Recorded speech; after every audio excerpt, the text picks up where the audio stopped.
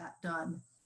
So we're going to move on now to look at and listen to some people that have that work in organizations that work directly with schools. And I'm going to give very brief introductions because everyone only has 20 minutes. I want to mention that we have much larger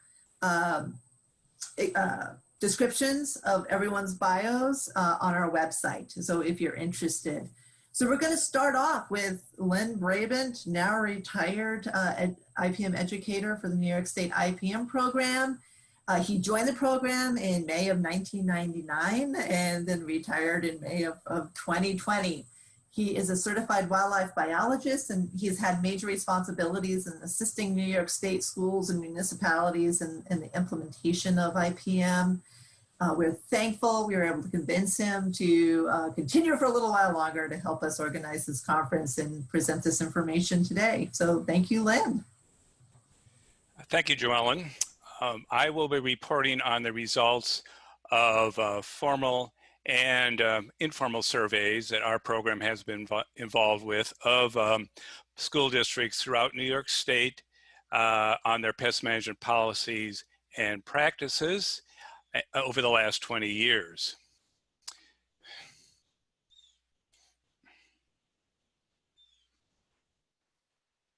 Lynn, I'm going to butt in here now, and Joellen did remind people that we need to do that pre-test, but maybe they're not remembering they need to go into that chat box, and the link is in there. The link is provided for the pre-test link. And click on that, that will pop up, and that's something that they can do quickly now or in between speakers this morning, but it has to be done before the end of the morning. Okay. Thank you. And we have something else for you to do in the chat box. And if everybody be willing to just take a minute and write in the chat box your responses to these 3 questions. We're not going to discuss them during this presentation, but of course you can see what everyone else has written in the chat box. Do most New York State public school districts have a pest management advisory committee? What do you think? Do most school districts have a policy for managing food outside the cafeteria? And have the number of districts that are routinely aerating their athletic fields increased over the last 20 years? So again, we'll just take a minute if you would look at the chat box and share your perceptions on that.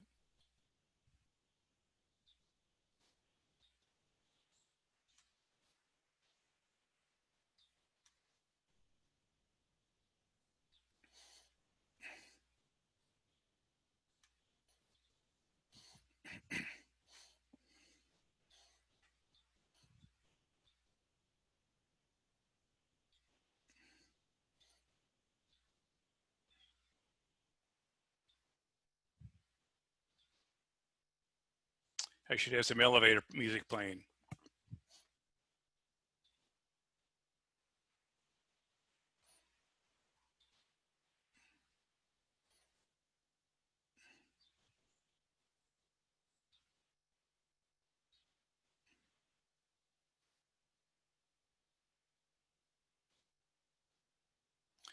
Okay, if you like, you can continue responding in the chat box.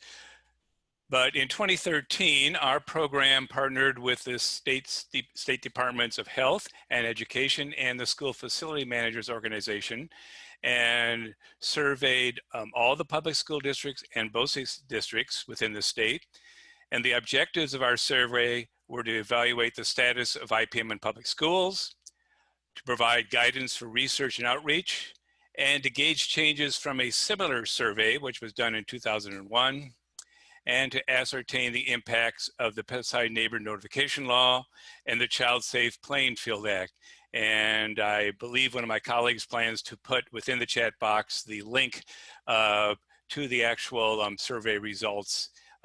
If you want to read the whole thing, that's in our website as I am talking here.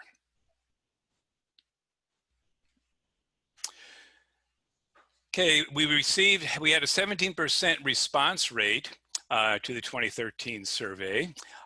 This is in contrast with 2001, where we had an 80% response rate. And although the statistical people that we worked with the State Department of Health did assure us that 70% was still a good number to give us dependable results that we could look at. There were a couple other things which helped to boost our confidence, particularly in comparing the two surveys, in that we asked the school districts to classify their school district as predominantly urban, suburban, or rural, and the results were very similar between the two surveys. Likewise, the regions of the state in which the respondents' districts came were very similar percentage-wise between the two surveys. So in the 2013 survey, 3/4 of the responding districts indicated that their district had a written pest management policy. This was up from 2001 survey where about half of the districts indicated that they had such a policy.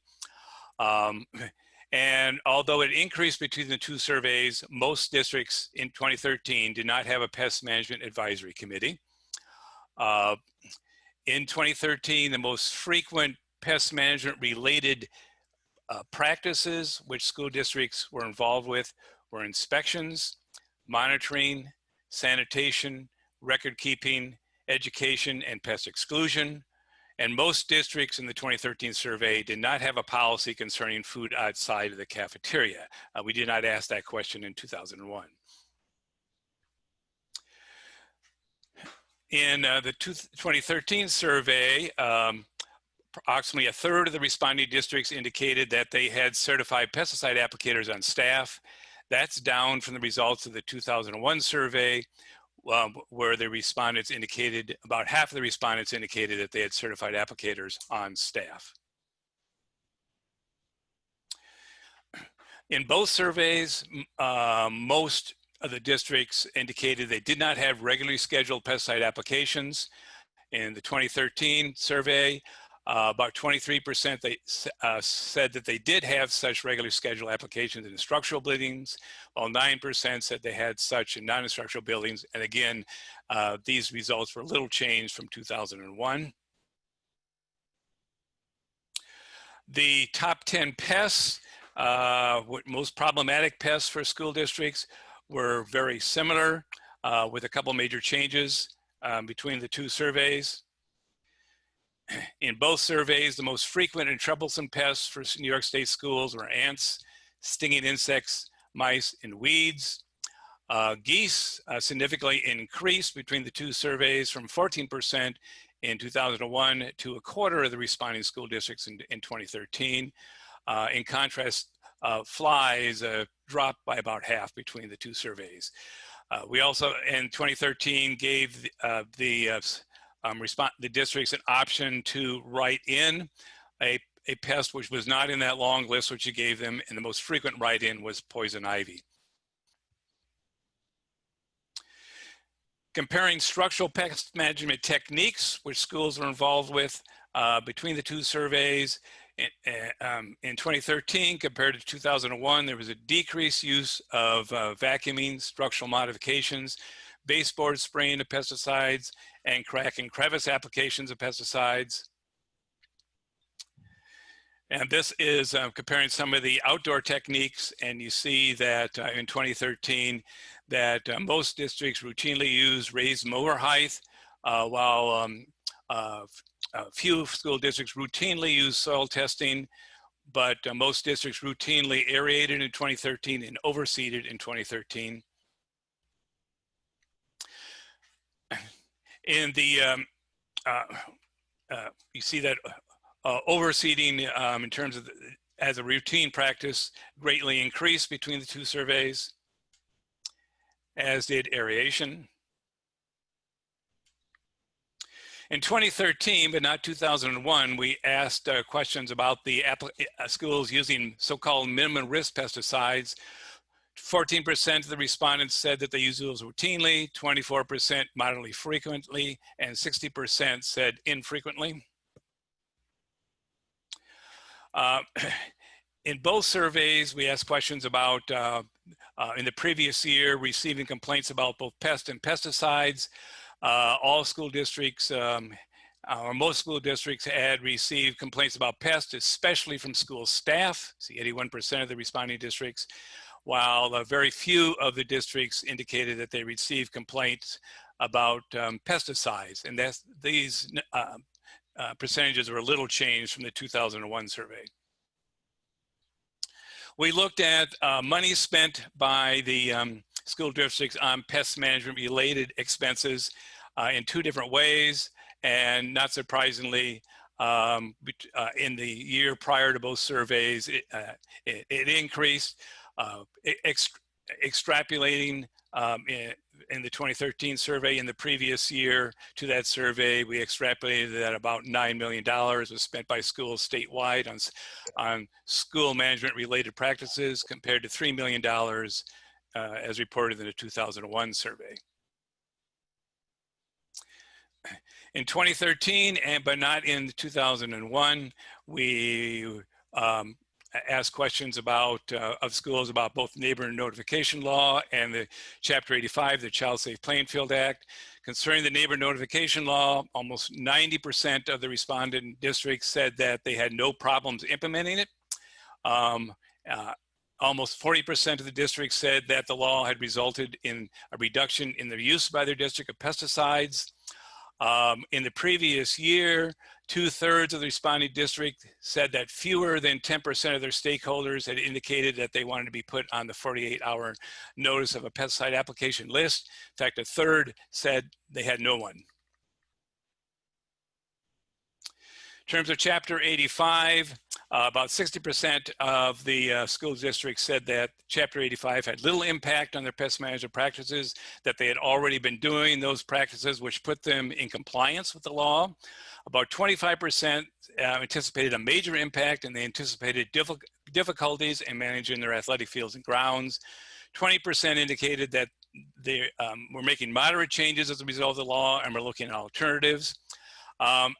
As of 2013, 80% of the school districts said they had not filed any requests for emergency pesticide application determinations.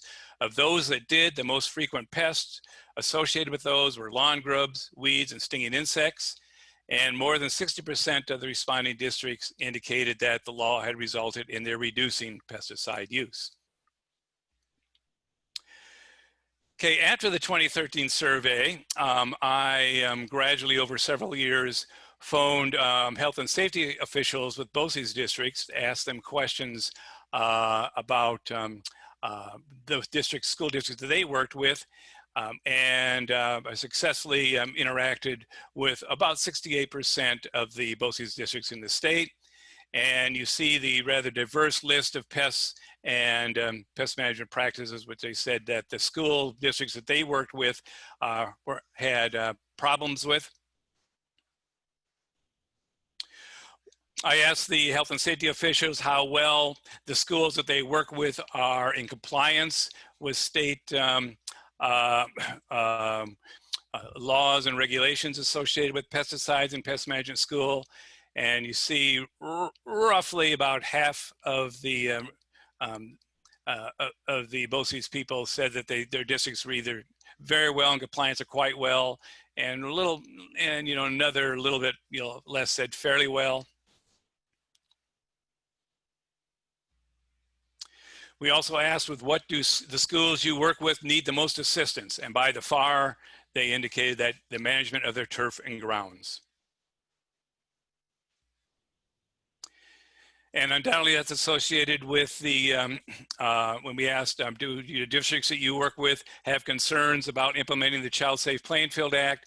And by far most of the BOCES people interact with said, yes, they do have concerns. This is in contrast with the any concerns about implementing the neighbor notification law. And by far most of the BOCES districts said the schools that they work with do not have concerns. We asked both these health and safety officials if they thought that cooperative bids would be a good idea. In other words, the school districts would come together to purchase pest management services or expensive equipment, and most of them felt that that would be a good idea. And they also felt that programs such as ours should be involved in organizing more webinars. So as kind of a summary and looking ahead of all these surveys, I think it'd be a good idea to track the continued use of schools of minimum risk pesticides and provide assistance to the schools in terms of research and efficacy, et cetera, on these pesticides. Food in non-cafeteria locations is, I think, probably continues to be a problematic situation. There is a consistent lack of pest management advisory committees in the school districts. Why the drop between the two surveys in the use of schools, as reported use of schools of pest citing logs, structural modifications, and vacuuming? Were that just artifacts of the data, or is that a real trend? And if so, what's the meaning of that? Schools need assistance in implementing Chapter 85, and closely associated with that, of course, is they need assistance in managing their turf and grounds.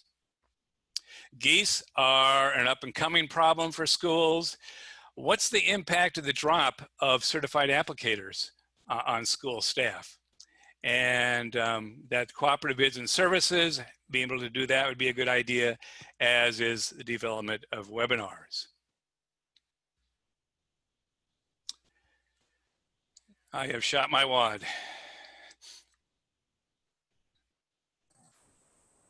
That's great, Lynn. Thank you. I just really want to make a pitch for if these surveys do come across your desk or your inbox, to please fill them out, because they really do help us to develop our own programming and develop our priorities. And I'll also make a pitch for participating next week, when we're going to have smaller focus groups that are going to be addressing some issues, including identifying IPM priorities, which is going to help us to determine where we're going to focus our attention going into the future.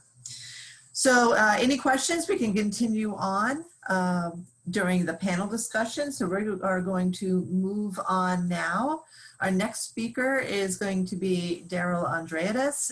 She's the senior architect for the New York State Department of Education, where she is responsible for answering health and safety questions directed to facilities planning. She manages the fire safety inspection and reporting program for district facilities across the state, and serves as an agency representative to the Emergency Management Office administered by the New York State Division of Homeland Security and Emergency Services. So, Daryl, let's get you on with your presentation. Okay.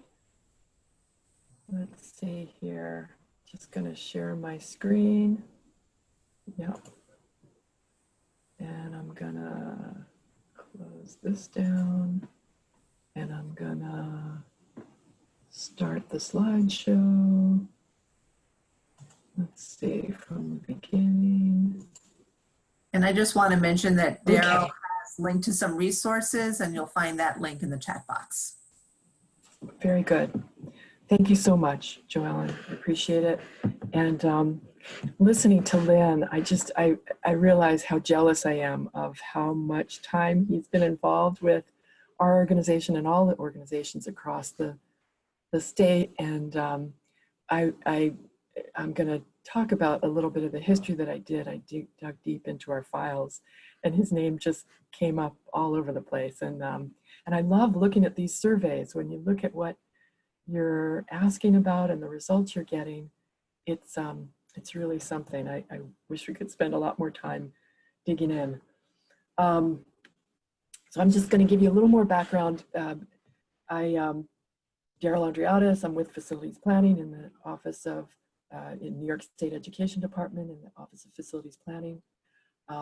I joined State Ed late spring of 2018, so I'm very new to the Education Department.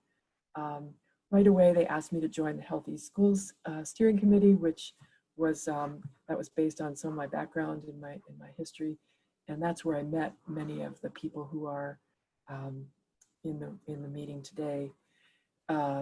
I've worked for several different New York State agencies. SUNY Construction Fund, I worked as a civilian with the New York State National Guard in their facilities planning office. The Division of Military and Naval Affairs was that state agency. And I did a 2-year stint with New York State Department of State in their building codes office. And I've also worked with New York State Parks and Rec. So I'm kind of all over the place, but so while I've been with state ed, have gotten much more of an understanding of some of the issues that you're talking about today, but I'm just also still very much of a novice with this topic.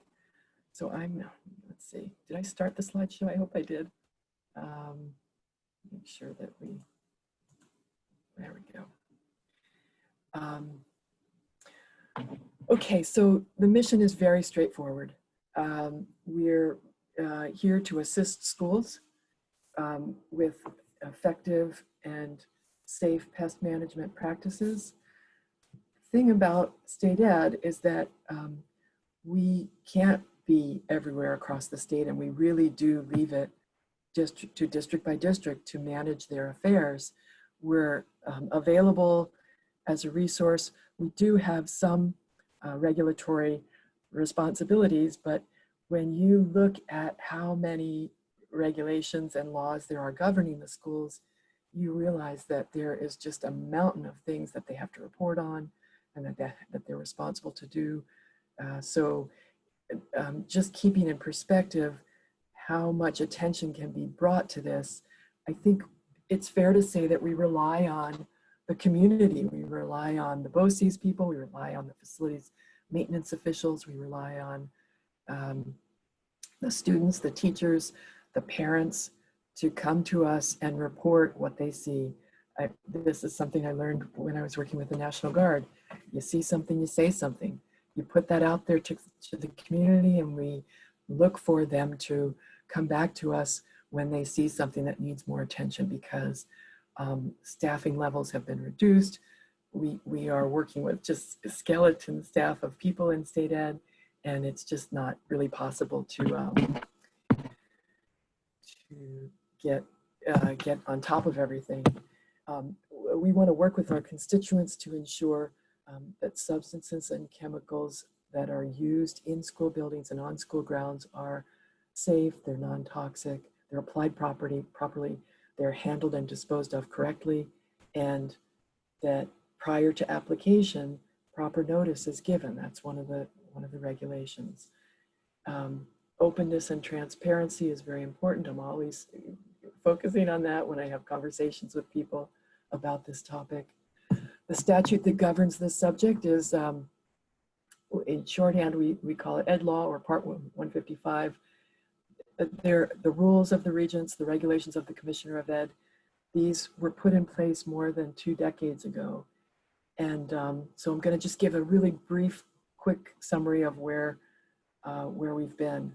And Alejandro did a great job. He went back much farther than I did. I went back into our files and saw, in 2001, a survey that was conducted jointly with State Ed, with DOH, with the IPM Cornell University Group, and those surveys were published in 2001. At the same time, the neighbor notification law was written, and I've got a slide a little further on to discuss that in more detail. In 2010 and 2011, joint action with US EPA, DEC, SED, we put together the Child Safe Playing Fields Act, and that banned the application of pesticides on any playgrounds, turf, athletic, or playing fields. So in November 14th of 2010, that became law for daycare centers. May 18th, 2011, that became law for schools. 2014 was the first year of the Green Ribbon Schools program. 2015, the Clean, Green, Healthy Schools program was rolled out. And then also across that time period, green cleaning practices were mandated, and best practices were defined in our New York State Ed Manual of Planning Standards. So these are all guidance documents, and in some cases regulation that schools need to be aware of. We continue to update them as we can. We find good resources and updates. We point people to a number of different locations where they can find good information on this. we get calls regularly on pests such as bed bugs, head lice. We continue to advise people about what to do with poison ivy outbreaks or outbreaks of ground bees. So I can report, I handle the help desk, I handle the complaint line, and we, just as Lynn's survey showed, we have many different examples of students, teachers, staff, and neighborhood community members bringing to us specific issues that they have complaint about. One of our crucial districts, one of our crucial partners in working with districts across the state behind here is the DEC, and they're an excellent resource. Their DEC website, again, we're going to be referencing that in one of the next slides. The emergency application is, you can't have an emergency every year. So that's something that you need to manage that. If you are declaring an emergency year after year after year, that's an issue. And some districts have gotten into some district superintendents have had some difficulty explaining how they have emergencies every year for the same issue and using the same techniques and applications. So so this one, we focus our attention on districts putting together written management plans and having those plans in place and referring to them, making sure everybody knows that there are these written management plans that are best practice, good practice. Let's make sure that we get these things put together. We can mandate it, but again, it's really how much validation and verification, and we are not available to just go around and check that everybody's gotten them in place. But the Commissioner's Regs, Part 155.4, does require those written plans. We're most often working with facilities and operations staff in schools. We're very often educating new hires that haven't had the benefit of the training from the people who recently retired. So that's an issue. There's sort of constant change in the workforce, and you're constantly working to re-educate people, get these regulations in front of the new people. So it's just the reality. We hit these topics early, and often this is very similar to the pyramid that Alejandro showed in his introductory slides. And we don't want people to go first and reach for the pesticides. We want that to be sort of the last thing that you try, that there's a number of different things that you can put in place to try and prevent that reaching for the pesticides if there's another way to handle what it is that you're trying to manage. And especially now in the time of COVID, sanitation is, keep making sure everything's sanitized, and we've got, products coming into the schools, and just, we again are going to be asking everybody, the whole team, the whole community, all the people that are in the schools, around the schools, working with the different school constituents to encourage, persuade people that for our big picture, for our long-term health and wellness of our kids, let's look for a different approach. Okay, this is okay. We did talk about the emergency application. There's language in section 409-K that if a district is going to declare that they must have the ability to make an emergency application, they have to work with their local Department of Health, their county health department reps, to make sure that there is concurrence. You can't just decide it and declare it. Hey, our playing fields are looking a little shabby. We haven't had a chance to do all those other things that are recommended. We're going to just, hit it with the latest, greatest chemicals.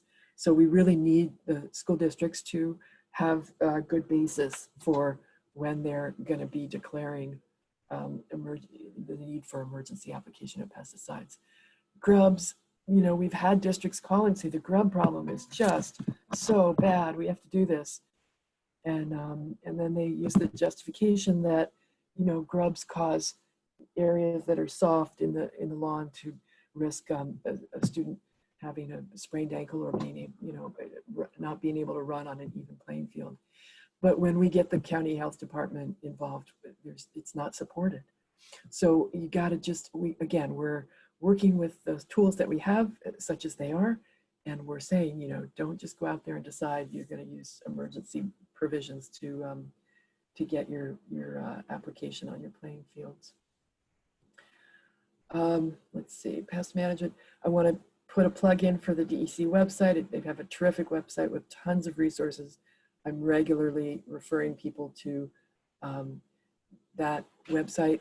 They have an actual definition of what is a pesticide, and per regulation, in their regulation, it defines any substance or mixture of substances intended for preventing, destroying, repelling, or mitigating any insects, rodents, fungi, weeds, or other forms of plant or animal life, or viruses, except viruses on or in living humans or other animals. I was noting that as I was writing this, in that COVID is a virus that lives in humans, so that's excluded from this definition, which DEC shall declare to be a pest. So they're the keeper of this list, along with the National Environmental Conservation and Department of Health.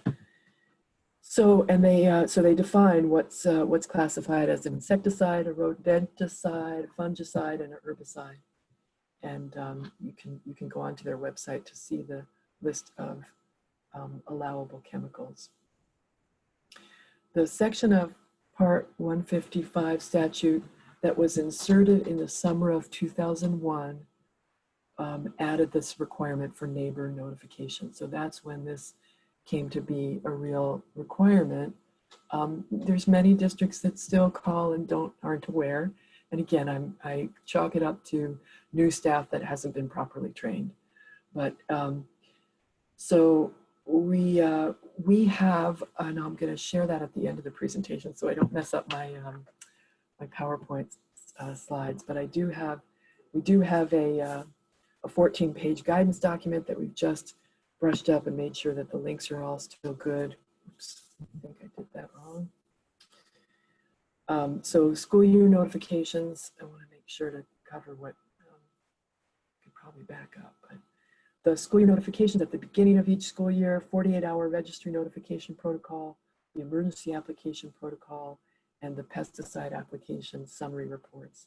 And the same routine has to be, that's what's going on. I'm doing this. Okay, so the timings are probably messed up now. I'm realizing I just leaned on my screen. Same is true for summer school. You gotta do the same if you have a summer school, beginning of the summer school period, summer school 48-hour registry, and the any emergency application protocols that are done during that summer school period. The Green Ribbon School Program, I want to another resource is the U.S. Department of Education. They have this awards program. They're the proponent of the awards program. Began in 2012 with a school award. 2013, they added a district sustainability award. 2014, they added a director's award. And 2015, they included a post-secondary sustainability award to honor higher education institutions. So the Green Ribbon Schools program encourages schools to adopt a broad approach for cost-saving, health-promoting, performance-enhancing sustainability practices in the area of their 3 pillars and 8 elements. So that's another good resource to try and get people to understand what's out there as resources to help bring the whole community on board with, let's not grab the pesticides as the first step. So there's again, lots of places on our website, on the Green Ribbons Schools website, lots of initiatives that make good sense, and we encourage the community to adopt the sustainability approaches that are shown in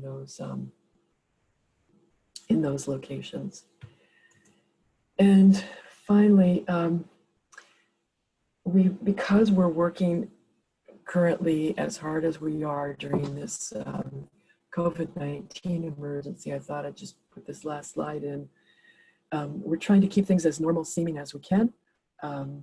So I can't really wrap up before touching on this this topic. There's a sampling. This slide shows you a sampling of some of the guidelines that were recently published in the 145-page reopening guidance document that New York State posted on their website. Again, they are working in collaboration with Department of Health and CDC to try and, keep out in front of everybody. These are the things we're hearing. We don't know very much. We know what we know at this point. We keep learning stuff each day. I pulled out some of the excerpts from that 145 pages that has to do with facilities, with the maintenance and operations of facilities, and with potentially substances coming into the schools, that we should not just be opening the doors and say, okay, whatever we need to throw at it, come on, let's throw it all at this. There's we're busily working to answer people's questions, even though we don't have many of the answers ourselves. We're doing our best to, hold steady, keep calm, and advise districts on how they can, adopt best practices. Regulations are not being suspended during this time. Schools still need to be healthy and safe, and students, when present, still need to be protected. We still need to practice emergency drills. We still need to make sure that kids have access to fresh air, clean drinking water, and all the basic things that have always been true in the schools. Things are not the same this year as they were last year, and we don't know what next year is going to look like. We want to offer encouragement and support to all of the various communities across New York State that we work with, and hopefully we can serve as a resource to you and your teams. What questions do you have for me?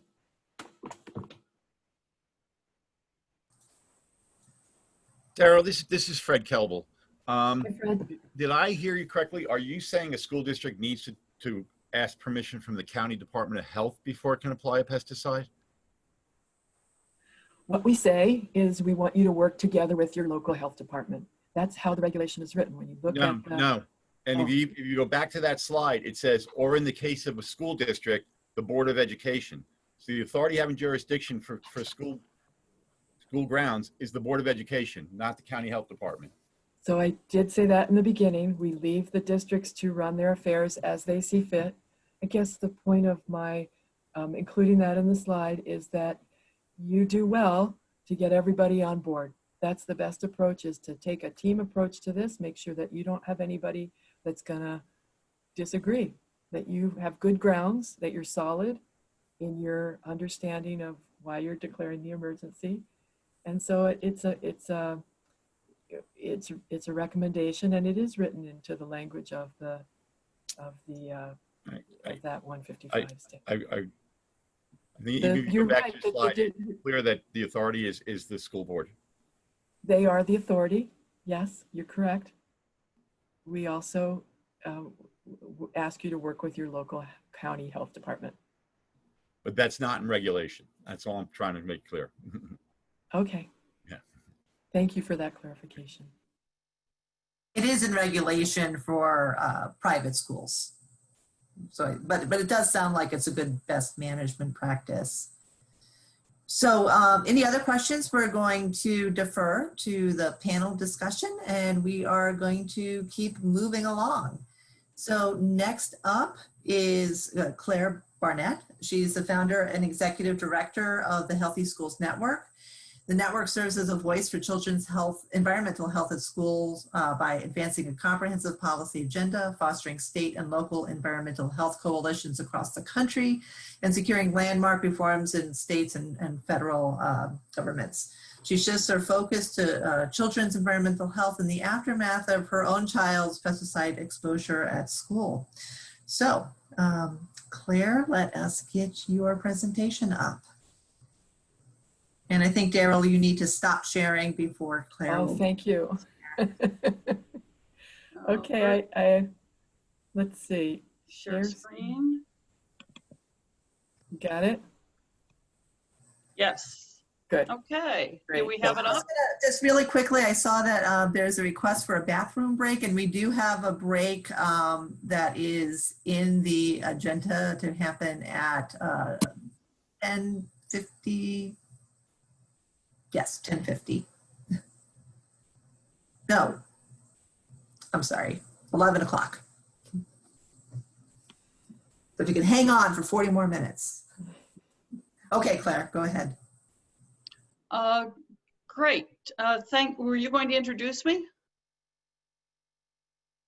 I did already, Claire? Okay. Let me back up here. Pesticides in schools in New York State, where have we been and where are we going? And I'm going to spend a little bit of time talking about the pandemic with respect to antimicrobial pesticides, otherwise known as disinfectants. I have 1 or 2 slides there. The first thing I want to call your attention to is the pictures of 5-year-olds. This is a interesting piece of peer-reviewed published literature that was done, I think, in 1998 and appeared in Environmental Health Perspectives, which is the monthly journal of the National Institutes of Environmental Health Perspectives.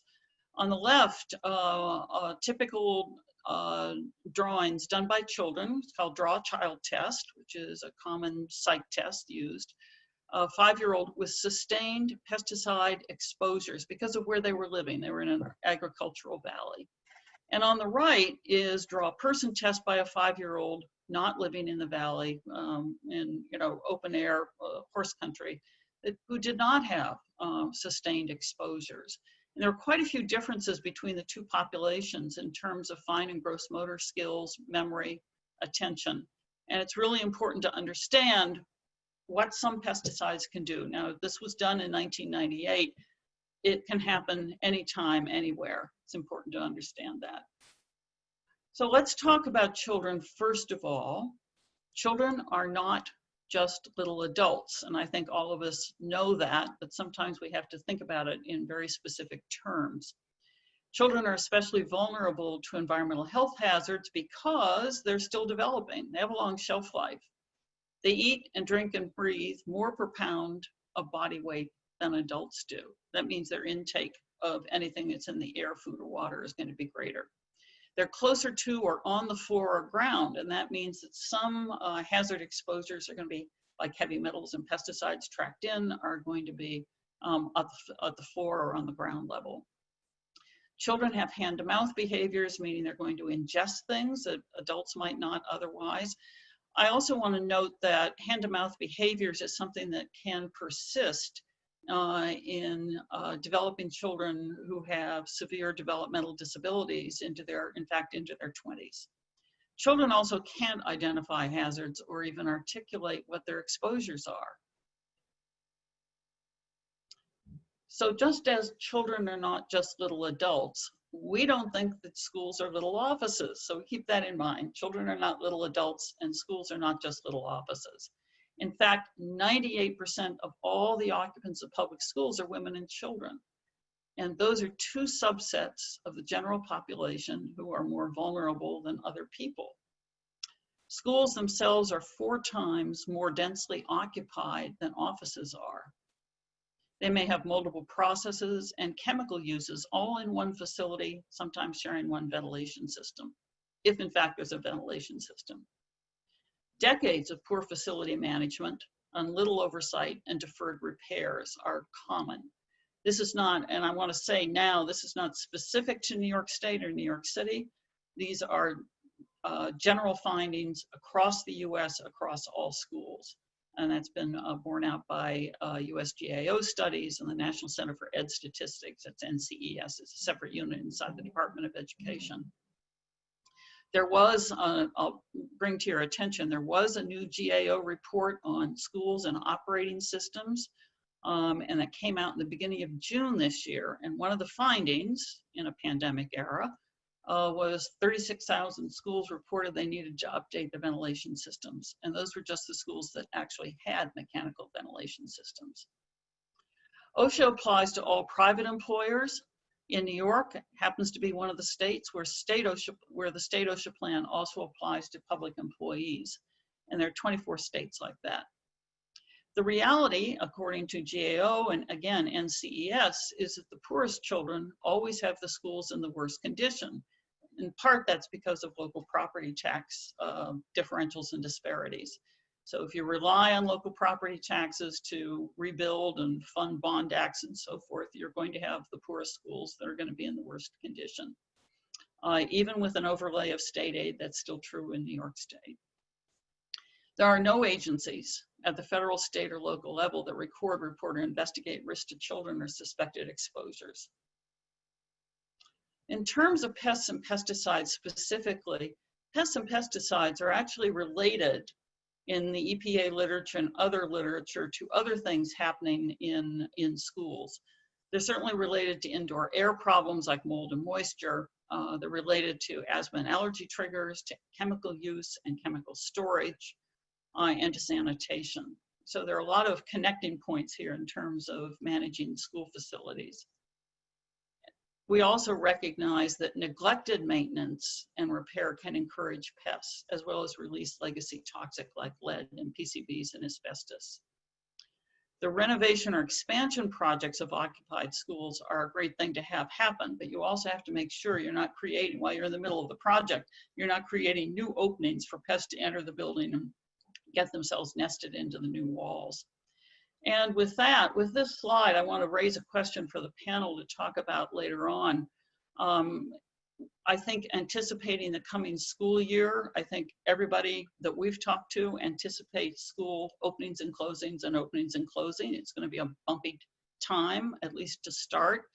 And one of the things to think about is what schools can do with their custodial and maintenance staff during a closure time. It's always easier to work on a building when nobody's in it. And if it's closed, you've got a great opportunity to do some work. So looking at a greater context here about what's been going on nationally a little bit, a lot of work on pesticides really began with Silent Spring, a publication by an author, Rachel Carson, that came out all the way back in 1962, and the finding of DDT and eagle's eggs and decline of the species and so forth, and making some connections to human health. A next big document that was highly influential is a report called Pesticides in the Diets of Children. It was put out by the National Academies of Science and Medicine, the National Research Council, in 1993. And it's one of the reports that called for what's called the 10x factor. When you're looking at being health protective for children, you need to multiply by 10, divide by 10. Another big moment, which Daryl just mentioned, was the New York State Advisory Committee on the Environmental Quality of Schools, convened by the Board of Regents in 1993. And they reported out in 94, and in February of 1995, they adopted not only the guiding principles of that report, every child has the right to environmentally safe, healthy schools, clean and good repair, which I thought was really exciting until I realized how hard that was going to be. They adopted some of the action items. There were actually 62 different action items. Some were adopted and some were not. So from 1995 to today, which is a long time, 25 years, not all of that report has been acted on. There are large, possibly a third of it has not been put into effect. It did call for IPM in schools, taking a least toxic approach. That wound up in commissioners' regulations. The next big event that came through actually was later on in the same year. I think it was in the fall of 1995, was a USGAO report called Condition of America's Schools. It was a broad survey look at the conditions of America's public school facilities. It's really the first and the only such that has been done. It was an incredibly valuable report. I know a lot of us were hoping the GAO report that came out in June would be identical to that. It's not, but it covers a lot of the same territory. And then, as Daryl mentioned, we have the pesticide reporting law, the prior notice and the neighbor notification laws, and pesticide, the prohibition on grounds at schools and daycare centers. All very valuable steps in prevention. But let's take a look exactly at what the State Board of Regents actions called for, and let's think about that in terms of what's been accomplished. In that report, the environmental quality of schools, proposal 3 was to improve school pest management programs as follows. You must adopt and publicize IPM policies and practices. That was local schools must adopt and publicize. Local schools shall select practices to minimize exposure, post warning signs, provide pre-notification, have a certified applicator on site supervising or applying, provide IPM training to personnel, maintain and make available records of application. I think a number of these things are already in place, maybe not quite as completely as the regents or the committee had anticipated. Moving on a little bit into the pandemic era, this is also pest control. Disinfectants are in fact antimicrobial pesticides registered for effectiveness by EPA under FIFRA, the Federal Insecticide, Fungicide, and Rodenticide Act. Going back a little bit on cleaning and disinfecting, the state green cleaning law covers all public and private schools in New York State, and executive order covers state agencies and state facilities. In 2010, the New York State Enhanced Green Cleaning Guidance to Reduce the Spread of Communicable Diseases came out. It's a training manual. It is terrific. It was terrific in 2010. It is still terrific today. And I would recommend it to anybody who's considering what to do about a communicable disease we're all too familiar with right now. In February 2020, the New York State Center for School Health posted CDC's, the Federal Center for Disease Control and Prevention guidance, which recommended, I'm afraid to say, the American Chemistry Council's list of emerging disinfectants, which meant they had not been they were not necessarily registered by EPA. And they also posted CDC's inaccurate disinfecting recipe for bleach products. To the best of my knowledge, that misleading guidance still exists on the New York State Center for School Health website, and we have asked to have it taken down several times. It is important to understand that DEC, New York State DEC, has its own list of approved disinfectants that can be used in New York State. And it posted a modified list of that. It's had a list for a long time. Many of those disinfectants on the original list were effective against the coronavirus because the coronavirus has been around for a long time. And basically it can be deactivated by soap and water and quite a good number of ordinary disinfecting products. In March of 2020, US EPA recently released what it calls now its N list of disinfectants registered to deactivate the SARS-CoV-2. And then it also rapidly expanded the N list. I think there are some people taking a hard look at that heavily expanded N list, and I hope New York State did that before they published their own list. In March of 2020, shortly after EPA published, we have a long working relationship with a group called the Responsible Purchasing Network, which is a nonprofit.org. And the Responsible Purchasing Network has done extensive consulting work with New York State DEC, New York State Office of General Services, California offices, Washington, Oregon, Maryland. They're well known working with states and municipalities on green procurement programs. So RPN co-published and culled a list of safer disinfectants with us based on their prior work going back to 2012, where they had looked at safer disinfectants that could be used to reduce asthma rates in childcare for the city of San Francisco. So with the 2 years looking at disinfectants with the city of San Francisco, led them to create a major list of safer disinfectants on a wide range of target organisms. And they brought that work forward and looked at the EPA N list. So I'm hoping all of this keeps moving forward. Finally, in July this year, towards the end of July, I believe concurrently with the governor releasing the New York State Department of Health guidelines for requirements for schools on reopening, New York State DEC published its COVID-19 antimicrobial pesticides list, which was culled from the EPA N list. There's a lot of very heavy-duty work going on here, as you can see. disinfectants being used and sometimes misused or overused are really a very serious issue. And I'd like these certainly considered under pest control of some sort, although the virus is not a living organism. So some of the things that we're concerned about here, and we actually have some preliminary recommendations about, again, open for discussion. We want the Center for School Health to delete the American Chemistry Council's list of disinfectants. It shouldn't be there. Delete and correct CDC's recipe for bleach disinfectants. What that means is there are a half a dozen different bleach products on the N list that EPA publishes. They have different strengths, different dilutions, different dwell times for the disinfectant to sit on a clean surface, but CDC only provides one recipe. Obviously, one recipe can't fit all. We think it would be important for the center to flag those errors, issue a priority memo to the field, and make sure everybody has a link to the New York State list of SARS-CoV-2 disinfectants. Let's clean that up before it goes too far. We also would like the state agencies, including the Attorney General's office, to track and publicize false marketing claims, and certainly cite the manufacturers and the vendors who are touting ineffective products and ineffective processes. For New York State Health, we would love to see a hotline for parents and personnel, tracking for children regarding infections and suspected disinfectant exposures.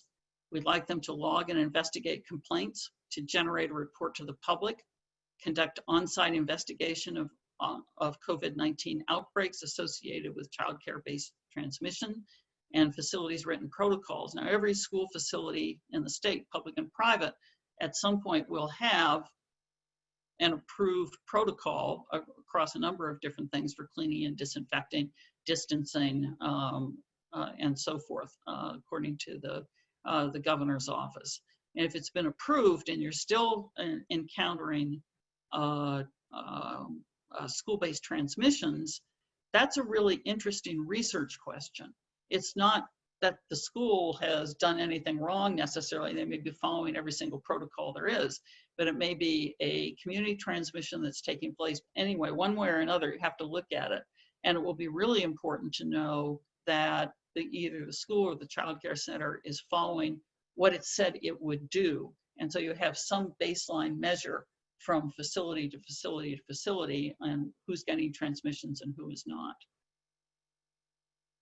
We're really appreciative of the Cornell IPM program in schools and daycare centers. A huge amount of wonderful information, as well as the State Education Department Office of Facilities Planning that we've been fans of for a very, very long time. And I think other people across the country are as well. So some of the resources we suggest, besides the ones in New York, are EPA's Healthy Schools programs that cover a wide range of connected issues for indoor environments.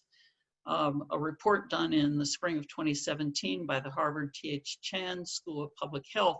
It is a recap of the peer-reviewed literature on how school buildings affect children's health, thinking, and learning. It's an easy read and it's absolutely terrific. Read it once a week and quote it twice. We do an indicator report towards healthy schools, reducing risk to children, covers state-by-state comparisons of policies in place.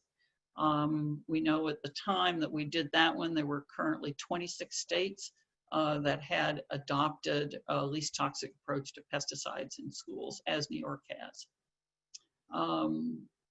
And we feel strongly that, particularly in the COVID era, that we need environmental public health systems for children at risk or with exposures in schools. That's in fact a public health policy statement adopted by the American Public Health Association. And contributed to by NACCHO and other organizations as well. And of course, we have our own supplies and fact sheets and training materials. And here's how you reach us. With an information referral clearinghouse, we do awards. We do National Healthy Schools Day every year. And right now we're organizing Back to School Day of Advocacy around what to look for when a school is reopened, and it's heavily based on what New York is already doing. We've been honored by quite a few awards in the past. There's just a short list of them there. Many of them from US EPA, some of them in public health, some of them in environment. I really appreciate your time, Lynn, and thanks so much to everybody at Cornell for putting this panel together. I appreciate it. Thank you. Well, thank you very much, Claire. That was great.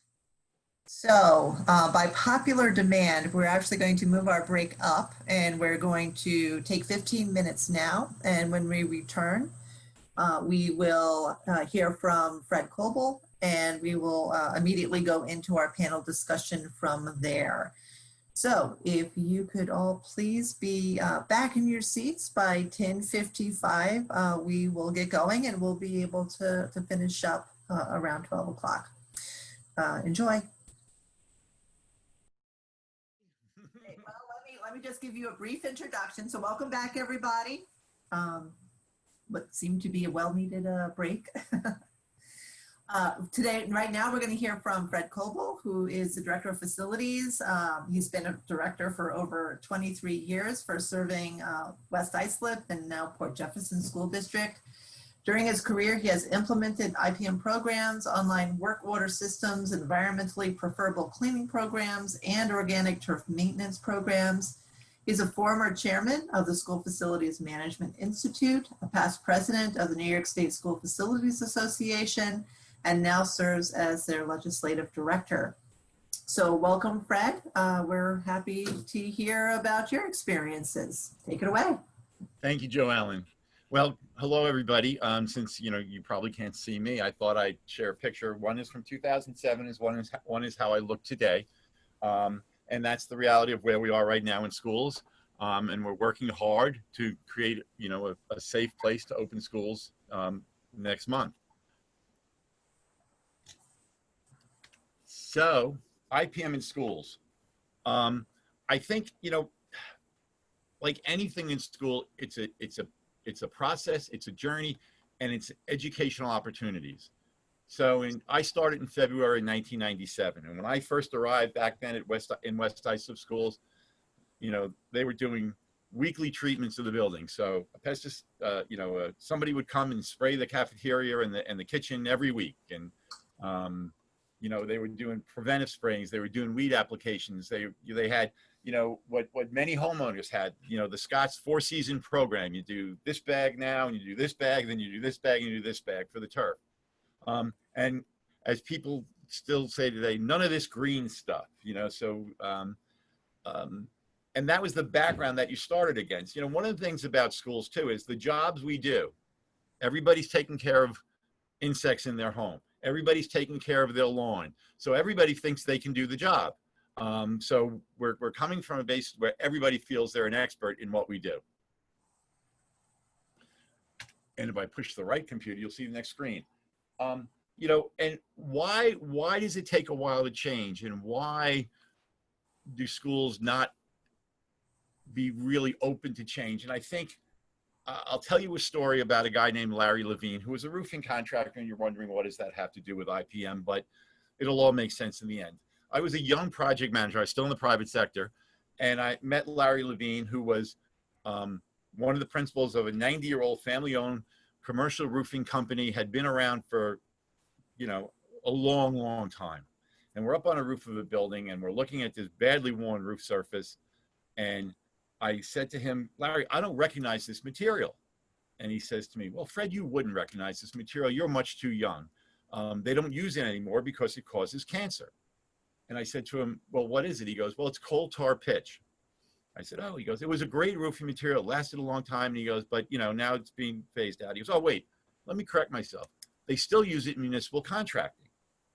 And again, being young and inexperienced, I looked at Larry and said, Larry, if it causes cancer, why would they still use it in municipal contracting?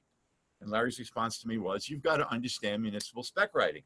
Somebody's sitting in an office and saying, everybody's been happy with this for the last 30 years. I'm not going to be the guy to change it. And so that's the thing we need to fight back, and we need to overcome in the school environment. Okay? School workers' dilemma. They have many bosses. They have the principal, they have the teachers, they have the students, they have the parents, they have the people who use their building, the CYO or whatever, on whatever weekday night. They have to keep all those people happy, and they have divergent interests and divergent needs. So it's a challenge. Okay. And if they're successfully keeping everybody happy, and you come in and say, I'd like to change this. All those cleaning products you've been using, I'd like to take them away and give you something else. The way you've been maintaining your fields, I'd like to change the way you're doing that. Okay. It's a scary situation. And that's why it's a process, and that's why it's an educational experience. So the start of this journey, you know, we came out and we said, we're going to stop routine spraying in the structures. And what did we hear back? What did people hear me say? We're going to have bugs, you know. We're going to scout fields before applying anything.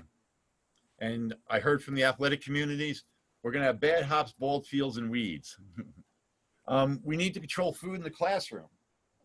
You know, you're against mom and apple pie, you know, of course we're going to have cupcakes, and of course we're going to have, you know, snack time, and, you know, you can help buy, and you want us to do work. And the classic example of this, you know, again, I was in a prior school district, and I went to the athletic coaches and said, listen, you can really help this way. End of every practice, you line your athletes up from sideline to sideline, walk the length of your field, and just replace your divots, pat them back down. And really at the time we were focusing on lacrosse, which for those of you who aren't familiar with the game, it's 22 people with shovels going around digging up your field. But you guys you've got all these athletes, it'll take you 5 minutes and you'll really do a wealth of good for the field. I was told I can't ask my athletes to do that. And then subsequently that coach won the state championship 3 years in a row. I don't think I was allowed to talk to him after that. So those are some of the things we've got to try and educate people as to why these things make a difference, as to why that little bit of help will work. And that's a process that, you know, in my experience has been going on since I started in 1997, you know. And then of course, you know, Green Seal came in, and I know it's the Green Cleaning Act and everything, but I really would wish people would start using the term environmentally preferable. Because let's face it, there are lots of things that claim to be green that aren't. There are lots of things, just environmentally preferable cleaning products, environmentally preferable, IPM, those type of terms. But, you know, people, you know, and even right now as we're dealing with COVID-19, well, we're not worried about being green. We want to make sure we take care of this virus. So again, we've got to find the opportunities to educate people. And that's what we're talking about, teaching moments, you know, grabbing your success stories. So, you know, teaching moments, talking about food in the classroom. I had a principal once come to me, you know, we've got to do something about these mice. I said, well, we got to deal with the food in the classroom. Oh, there must be something else you can do. You know, and I wasn't saying you got to get rid of all the food. I said, what you've got to do is you got to make sure when they have the snack, it's cleaned up. When they store the snacks, they're in sealed containers that the rodents can't get into. You know, I've done presentations at board meetings and to PTAs and all that. You know, rodents and insects are just like us. They're looking for a warm place with food and water and a place to procreate.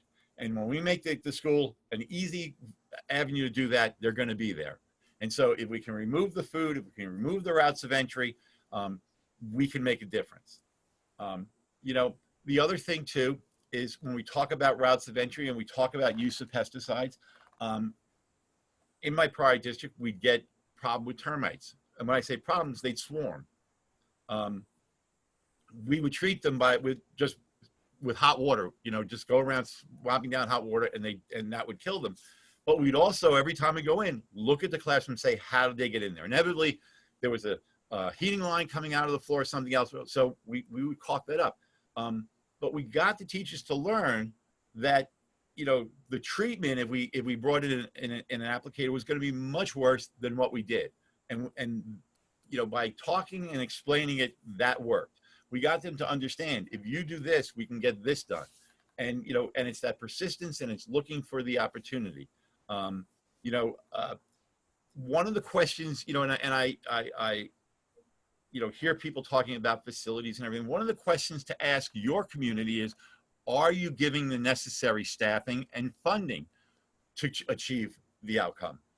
One of the things right now, you know, if you're a parent in a school district, how much did you increase your custodial staff to deal with the cleaning of the buildings and the procedures you're putting in place in your plan for COVID-19? Okay. Did we increase our staff? Did we give additional funding to buy maybe new equipment, maybe new materials? You know, And when I talk about those educational opportunities, I've had an ongoing dialogue with my Board of Education about the use of pesticides on playing fields. And I can tell you there's been just 2 instances where we've used them. And one of those will go away shortly. We used it to control poison ivy generally on playing fields, and we've used it to control weeds growing out from under the rubber surface of the track, because one of the things we found is we pulled them manually, we sometimes damage the track. And the other thing we used it for was an infantilization of grubs. And in each of those cases, though, there was a process. For the track, we first tried, the different herbicides that had come out on the market, things like burnout and clove oil and all those things. And we documented the results we were achieving, and that we didn't really get to kill even with multiple applications. Okay, so then I could go to the board and say, here's what we did first. We tried all these more preferable products, but they're not achieving what we need. We're asking, can we spray, a herbicide just on this particular area, the perimeter of the track? And we would post the property well in advance, letting people know, on these days, we're going to be doing this. The track will be closed while we're doing it. Once it dries, you can come back on. Now, because of that ongoing conversation, because of the growing concern about products like Roundup and all, I was able to secure my budget money to buy a machine that will kill, it uses hot water and detergent. The detergent is really a surfactant, and it'll kill the weeds.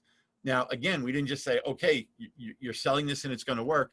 We made the vendor lend us the machine for weeks at a time through 2 different growing seasons, and we got good results. And we bought that machine. Now, I will tell you, that machine is about $26,000. Okay, so it's not something everybody can go out and buy tomorrow, but because of that, we phased out using herbicides to get rid of weeds and poison ivy. But you've got to have support of the community. You've got to have support of the Board of Education. You have to have that funding. So that's a success story, but it's part of that ongoing dialogue. The other case, I just want to highlight an example of how you approach this.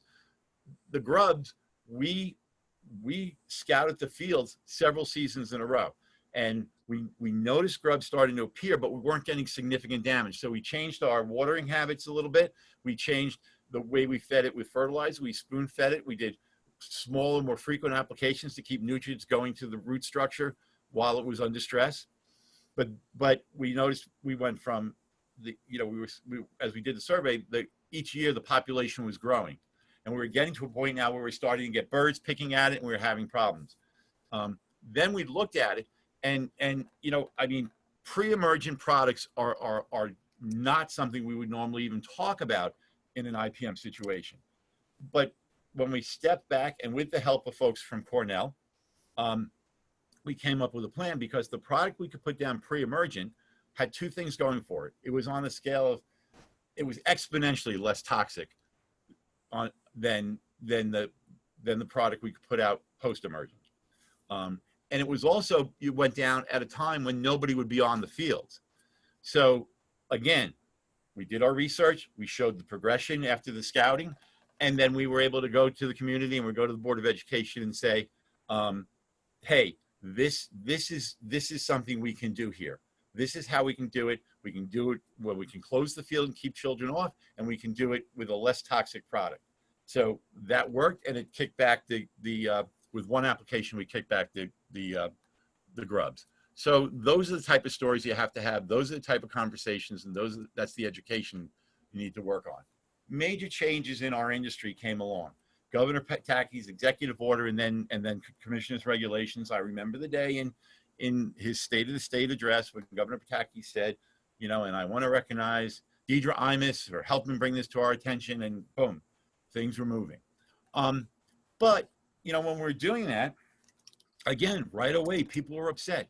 We're going to start using these green products. What's wrong with what we've been using? We want to make sure we don't, we want it to be healthy for our kids. And that community is perceiving healthy as we've killed every virus, every germ, everything. They're not perceiving the fact that when you're using a disinfectant, it's a pesticide. Do we need, what level do we need to be? They weren't understanding that, a good thorough cleaning is going to take care of most of the problems in a classroom. You know, right now with COVID-19, you know, I've heard it more than once. Well, we're not going to worry about being green. We're going to make sure we take care of this. And again, those are the opportunities to step up and say, okay, but here's what you need to consider. Here's the decision-making process we're talking about. Then we had the safe playing fields legislation. And like I said, we were a little bit ahead of the curve on that. We were doing things before that. But, you know, it's getting your staff comfortable with changing the way they do things. Because again, they've had everybody happy, and now you're saying, well, we're going to change it, you know, and it's getting them to understand we're going to do more frequent seedings. We're going to overseed. We're going to, you know, limit some other things. But again, for those of you, when you look at your community, how much are your fields used? Okay. My prior district, there was a large community youth soccer league. There was a large community youth lacrosse league. And there was a large community little league. And basically our athletic fields were used from for the school teams. When they got off the field, 7 days a week, those fields were booked solid. Matter of fact, I remember one time having to take a Board of Education member around the district to show him, no, there is no other place to put people. And he came back to the next meeting and said, no, he's right. There's no other place to put people. Okay. But you know what? I don't care who you are or what your expertise is. If there's people playing on those things hour after hour after hour, you're going to have stress and you're going to have difficulty maintaining turf in all the areas. So again, when you look at your school district, how much funding are they getting to take care of the fields? Do they have irrigation? And do they have adequate staff? And how much use of the fields getting? Those are things to think about and things to talk about. And that journey continues, okay? And some things are slow to change, you know, that, oh, there must be something else you can do kind of thing. You know, I don't want to change what we're doing. Let's just keep going. You take care of it in the background, you know, do what you've got to do. Some of these people, some of these organizations, you know, they have allies, you know, I again, in a previous district, you know, the president of the soccer association, you know, had the ear of board members. Oh, Fred, why are you giving them such a hard time? Oh, Fred, you know, well, because, and that's when you have to have your information in line, and that's when you have to be able to share it and say, this is what the result is of what they're doing.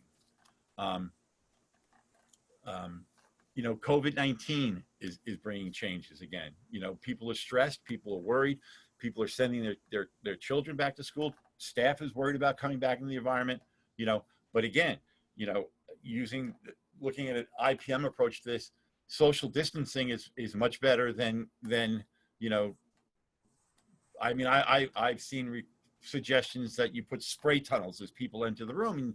And the conversation I had on that one was, well, this is primarily a respiratory spread. Droplets, you know, when you cough and sneeze. I said, so unless we can clean their lungs as they go through this tunnel, I don't know how much good we're getting out of the, you know, these spray tunnels. Oh, I get it now. You know, so again, we've got to have conversation. We got to have dialogue. We got to talk to each other and bring everybody along together. Public use, still a big problem in many areas. Funding, again, it's expensive. Equipment costs money. Are we maintaining equipment or providing, you know, you know, when I heard Lynn earlier on in his presentation talk about aerating, one of the reasons I didn't do aerating in 1997 is I didn't know the machine. I couldn't get the funding to buy it. You know, we were doing what we were doing. You know, staffing. I've been in, you know, districts where they were adding sports, they were adding, you know, new teams, new competition. Well, are we getting more people? Are we getting more help? I had an experience where we were adding in a large bond issue, we were adding onto every single building in the district. And during the bond presentation and in our planning process, I said, we're going to need an additional custodian in every building to handle this additional square footage. And when the first 2 buildings came online, I got 2 more custodians. When the next 4 buildings came online, I got 4 custodians total. They said, well, you can have a half for each building, you know, and it started going down from there. So, you know, there are standards of how much a custodian can clean. We need to be aware. We need to communicate that. I mean, a good rule of thumb is a custodian at night shouldn't be cleaning more than 20,000 square feet. You know, how many square feet are your custodians cleaning? That's going to affect what they do. You know, Do we have enough grounds folks to cut the grass and maintain the grass? And again, we keep looking for those teachable moments. We keep looking for those conversations. We keep looking for those opportunities to educate people. One that's been a recent, and again, working with Joe Allen and with Jody Gangloff Kaufman, grubs. Every year I'll get that call. My child came home. I'm sorry, not grubs, ticks. My child came home and not even came home. I found a tick on my child. The assumption always is that it had to come from our playing fields. It couldn't come from their backyard. And I work. Port Jefferson is on the North Shore of Long Island. For those of you who don't know it, it is there's a lot of large wooded areas around. We are overrun with deer because there's no hunting. There's no. I will have deer feeding outside my window, and my office is our administration building is on the grounds of an elementary school. They'll be feeding on the front lawn of the elementary school. We'll see them on the athletic fields. What we've done every time we start to get those calls is we'll take out our drag mats and we'll drag the field and do a survey, and we'll say, you know what, we came up with 3 ticks on this field. I don't know that it's our field.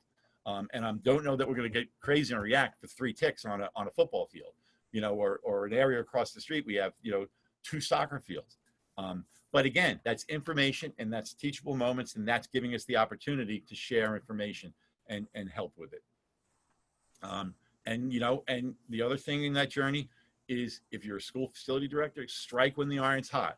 Okay. There was that concern about, herbicides in our district, and that machine was there and the iron was hot. I could get that funding and we could get that purchased.